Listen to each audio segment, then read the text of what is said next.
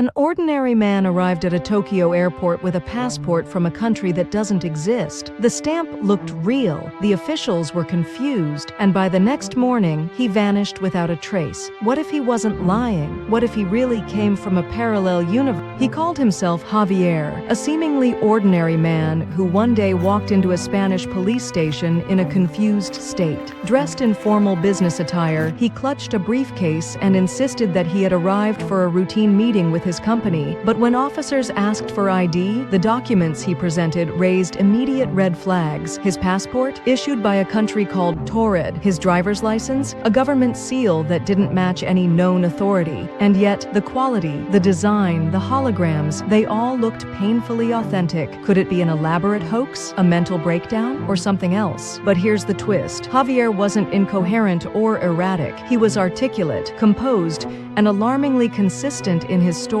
He claimed he worked for a multinational company that had offices in both his world and ours. When the police contacted the firm he mentioned, they found that yes, such a company existed, but they had no employee by that name. How could someone fabricate such detail with no apparent motive? And why would his story match real-world elements that seemed too coincidental to ignore? Javier even pointed to a map, becoming visibly frustrated. "This is wrong," he kept saying. "Tord should be here, between Spain and France. It's been here for over 1,000 years. But the map, of course, showed no such country. Not then, not ever. Was he lying, delusional, or had he somehow crossed over from a dimension where geopolitical history had unfolded differently? Authorities, baffled and suspicious, placed him in a guarded hotel room overnight while they ran background checks. Javier seemed cooperative, calm. He even joked about jet lag. Surveillance footage captured him walking into the room alone, but the next morning, he was gone, vanished without a trace. The door hadn't opened, no windows were broken, no alarms were triggered. He simply ceased to exist in our timeline. How is that even possible? Was this a government cover-up? Could authorities have been hiding something they couldn't explain? Or did Javier really slip back into his universe, never meant to remain in ours? The story of Javier, often dismissed as an urban legend, first emerged online through obscure paranormal forums and conspiracy circles, yet every retelling included eerily consistent details: the documents, the frustration, the knowledge of events that hadn't happened here but were supposedly common history in his world. He spoke of leaders we never elected, wars we never fought, innovations that don't exist. One account claimed Javier confidently referenced a technology called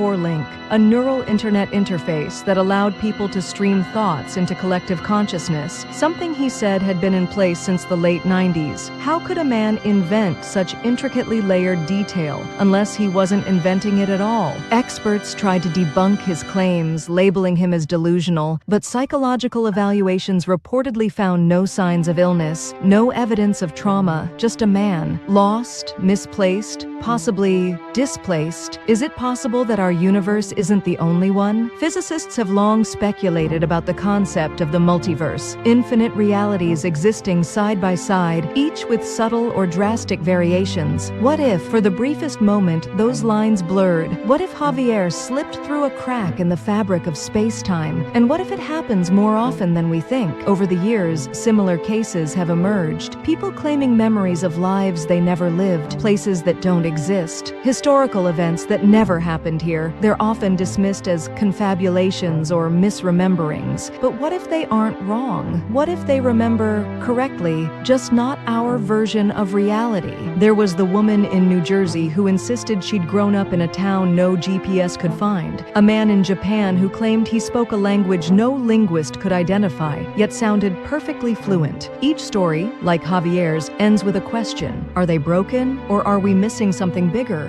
Then there's the Mandela effect, mass misremembering of facts or details. Is it just human error, or residual memory from alternate timelines we unconsciously drifted away from? Could Javier's case be the most extreme example of the Mandela effect yet? The deeper you go, the less sense it makes, and the more terrifying it becomes. Because if even one story is true, just one, then our understanding of existence itself is incomplete. And if that's the case, what else are we wrong about? The security footage of Javier's disappearance disappearance has never surfaced. Some say it was destroyed. Others claim it never existed at all. But if that night was truly uneventful, why not release the footage? What did authorities see that they didn't want the world to know? Theories have spiraled. Some believe Javier was a time traveler. Others suggest he was an intelligence asset planted to test reactions. But there's one theory more unsettling than the rest, that he was telling the truth. Imagine that for a moment. Imagine waking up in a world that isn't yours. Familiar buildings feel off. People look the same, but act differently. Your memories, real, vivid, grounded, are suddenly fiction, and everyone thinks you're insane. In 2003, a similar event occurred in Nigeria. A man was found wandering. Speaking of a different global order, he referenced alliances that never formed, disasters that never happened, and claimed the year was 2010. Coincidence? Or another traveler lost between worlds? We'll never know what became of him. His file was closed. The documents were archived, and with no proof, his story was relegated to whispers and Reddit threads. But what if he came here for a reason?